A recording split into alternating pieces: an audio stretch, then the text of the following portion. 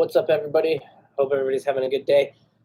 Here we are talking about the NFC East, which is where our New York Giants belong to. Starting off with the Dallas Cowboys. So the Cowboys are actually in more of a salary hell than the New York Giants are.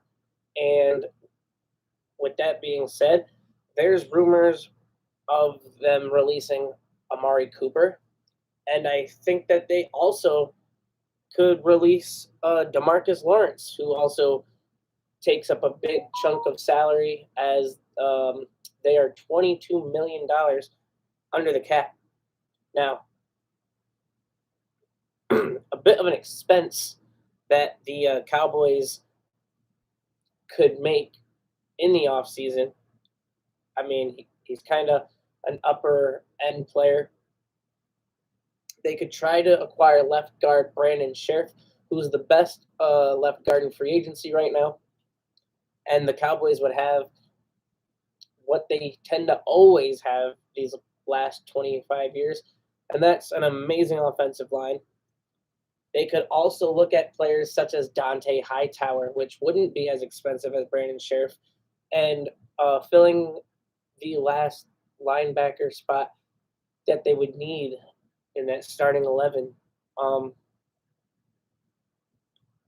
If they do release Amari Cooper, they have said Wilson, but they could also look at bringing in a wide receiver through free agency or the draft. And also, if they get rid of DeMarcus Lawrence, they would then need an edge rusher as well. So, with that being said, the needs for the Dallas Cowboys, I have listed as left guard, which is why I said they would target Brandon Sheriff in the offseason.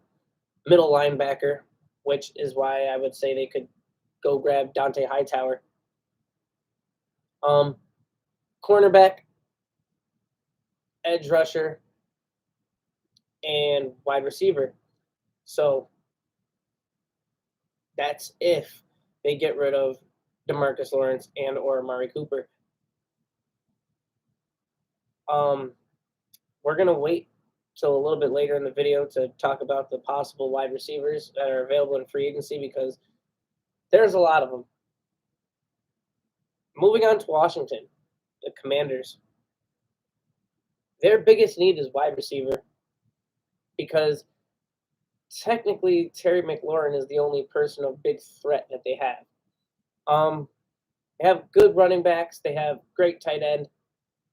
And obviously the big question mark is quarterback. However, at wide receiver, if Amari Cooper becomes available, the other big names in wide receiver are Allen Robinson. Now, if you guys watch my power rankings, I mentioned Allen Robinson is still with the Chicago Bears, but he's actually a free agent. And there's other free agents out there, such as Devontae Adams, that could probably be franchise tagged. I don't know if Allen Robinson was already franchise tagged this year and what the rules on that is. I'm pretty sure a player can be franchise tagged 2 years in a row. I think you can franchise tag a player a million times in a row, but you only get one. So perhaps the biggest names in free agency for wide receiver are Devontae Adams and Chris Godwin from the Tampa Bay Buccaneers. Will Fuller's a free agent. We talked about how every year he's completely injury prone. So even though he's amazing when he's healthy on the field, I don't really know if you can trust a guy like him to play even half the season and give you some production. T.Y. Hilton found his way back to the Colts this year. We'll see what happens with him. He didn't really seem to be a favorite target of Carson Wentz. He was also hurt a few games. Emanuel Sanders, once again a free agent. He's played at a high level on multiple teams in the NFL. I don't know why he can't solidify a home. Juju Smith-Schuster signed a one-year deal to stay with the Steelers, and we'll see what happens this time around. AJ Green played 1 year for the Arizona Cardinals this season, and we'll see if he goes back there or not. He there were a lot of bad plays for AJ Green. The one was a game coster. Don't remember who it was against. Was it the Packers game? Because I really don't remember. But when he just had no idea the ball was being thrown to him in the end zone and it sailed past him, and I think that was the end of the game. But AJ Green is also amazing as it solidified their receiving core with DeAndre Hopkins and Christian Kirk. So we'll see if the Cardinals retain AJ Green or go after another one of these illustrious names. But I think first and foremost, the Washington Commanders could benefit from getting a really good number 1 or number 2 to complement Terry McLaurin. Their other needs I have listed as offensive tackle, defensive tackle, and safety. Now, Washington I believe has the most money to spend out of the teams in our division. And if they wanted to make a huge splash to really impact their team, they could go out and get the Honey Badger Tyrann Mathieu, which would dramatically increase what's already seen as a very threatening defense. If you have Chase Young and others on the line running at the quarterback, forcing bad throws, helps to have somebody like the Honey Badger back there to pick it off. Also, with that being said, if the Honey Badger does choose to move on, that is other reasons, along with Emanuel Sanders, why teams like the Bills and the Chiefs could maybe not make it back to the AFC Championship game this year.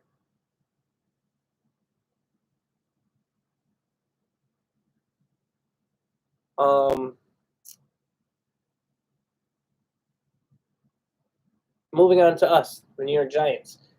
Now, I already made a video about the New York Giants about a few weeks ago, a month ago, who knows. Our biggest need is obviously right tackle, left guard, so on and so forth, center, whatever. But I didn't write left guard and center down. As the days move on, the rumors about James Bradberry leaving are bigger and bigger by the moment. So I have cornerback listed as a need if we do let James Bradberry go. And if Derek Stingley falls to us at our 5th overall pick, I think we have to take him. Just because we need to not let the offense score, and he'd be too great of a player to pass up on. If he's on the board, you can't say no to him. Unless maybe him and Evan Neal are both there at the same time, which is highly unlikely. So I feel like we also need a linebacker. We might need 2 linebackers if we let Blake Martinez go, but I think the 2 guys that we're going to let go are James Bradberry and Sterling Shepard. Sterling Shepard makes perfect sense to let go, even though I would hate to see it as a Giants fan, and he's like Daniel Jones' favorite target, but he's so injury prone and he makes so much money. Got to let him go for the benefit of the team.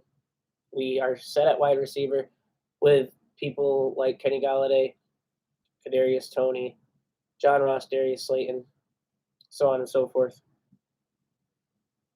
Also, we got to cut Riley Dixon. I said that in my New York Giants video. He is the punter, and he has the 15th biggest salary of a 53-man roster, and that just doesn't make any damn sense, especially when he sucks. And there's going to be 3 punter free agents that we could get for 25% of what we're paying Riley Dixon that are better than him. Pro Bowl caliber punters. The one guy I said that if the Giants found a way to spend some money on a name in free agency, the one guy I'd like to see us go after is Jermaine Ifedi. Jermaine Ifedi is an offensive lineman I'm blanking right now with whether if he's a guard or a tackler or not, but that's neither here or there. If we got Jermaine Ifedi, that's one less offensive lineman we need to take in the draft. Last but not least, the Philadelphia Eagles. I think they definitely need a wide receiver just as much as Washington to complement Devontae Smith. I have them with the most needs, and luckily for the Philadelphia Eagles, they made the playoffs this year, and they have 3 first-round picks. So they could use a left guard and a left tackle. They could use a linebacker, a cornerback, and a tight end. They lost Richard Rodgers and